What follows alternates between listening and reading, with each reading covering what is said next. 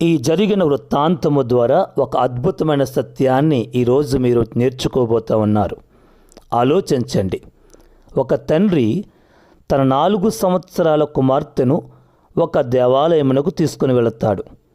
ఆ దేవాలయ ప్రవేశ మార్గము ఒక సింహద్వారము, అనగా 2 బలమైన కోరలతో ఉన్న సింహ ప్రతిమ ద్వారా మాత్రమే ఆ దేవాలయంలోకి ప్రవేశించాలి. కానీ తన 4 సంవత్సరాల కుమార్తె చాలా భయపడుతుంది. అప్పుడు తన తండ్రి ఆ కూతురిని దగ్గరకు తీసుకుని వెళ్ళి ఆ సింహాన్ని తాకుతూ, ఇది కేవలము ఒక బొమ్మ మాత్రమే, ఇది నిజమైన సింహము కాదు, మనల్ని ఏమీ చేయలేదు అని ధైర్యపరిచి లోపలికి తీసుకుని వెళ్ళగలిగాడు.